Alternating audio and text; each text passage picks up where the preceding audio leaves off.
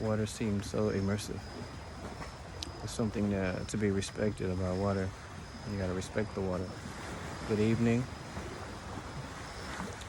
I am at Fort Washington Park, right by the water. I know that it's after sunset, so I won't be here long. I'm not trying to get in trouble. But I just wanted to just quickly come on and talk about a couple of things, maybe a few things. The water, you know. I recently spoke about the water. Water is life. The water element. It's a medium, but it's not like a medium like the air. It allows for the flow of energy, of vibes, but more so on that feeling level. It allows for the flow and exchange, communication between bodies in this material world, but not on that logical level like air, like talking on the phone or just speaking to someone. It's more on the level of vibes, exchanging feelings, thoughts. So if you are into astrology, you know that there's something called a moon sign. And when I did talk about the water recently, I mentioned how the water is affected by the moon, just like we are. High tide, low tide, that all depends on the moon, how the moon's electromagnetic energy affects the water. So, water is H2O. There are electrochemical bonds there. There is potential energy stored in these bonds. So, we can talk about these elements individually at another time, like hydrogen or oxygen. Well, we need them to survive on a spiritual level. But just talking about the water element, astrologically we have earth, fire, air, and water. So again, the water element, the water signs, we all know that they're the emotional ones. They're the ones who understand how to communicate with emotions. Some of them go real deep. Others can keep that emotion on the surface. But either way, they're more empathetic.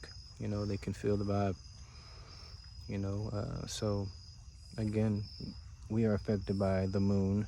This is just one sign of how you should be able to, through experience, believe in things like astrology. And basically astrology translates to how the laws of astronomy relate or affects the human behavior, or affected by human behavior, like that relationship.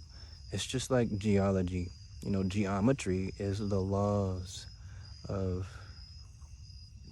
this earth, its rotation, and the patterns it takes, the circularness, all of those things. It's the laws.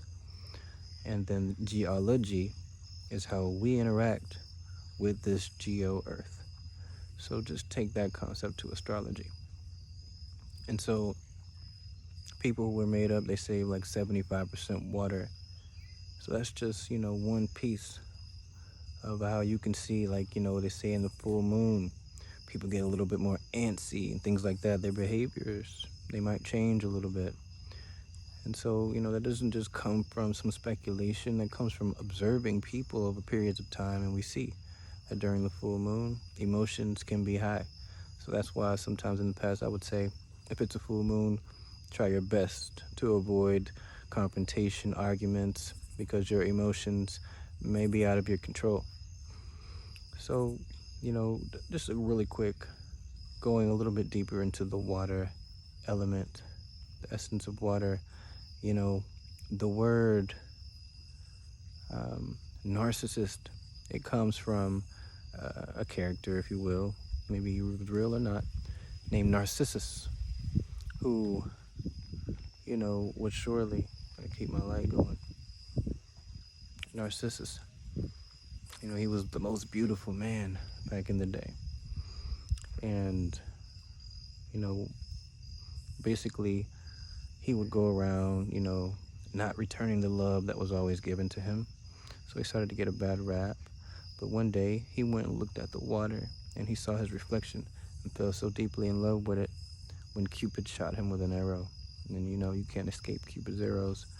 But basically, that just kind of goes to the definition of a narcissist. A narcissist is a person, who is so deeply indulged in themselves, in love with themselves, and they can't, return the love that's given to them. They're not empathetic, in that sense. And as you can see, you might wind up coming to your demise driving yourself crazy over your self-indulgence. So this self-help stuff is okay as long as it's psychological. So be careful out there, overindulging in self. Don't become a psychopath, because as you know, a psychopath is a created, a person who has narcissistic behaviors, but they weren't like this before. They've just been through so many experiences of love unrequited that they become a psychopath or a narcissistic like.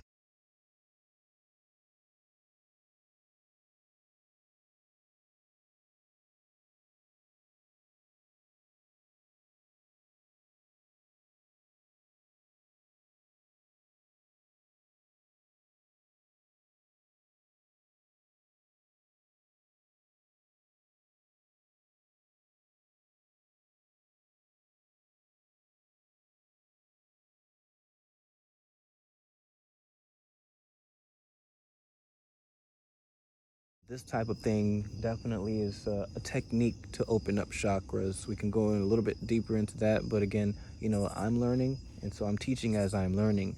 I'm no guru, if anything, I'm a Bodhi.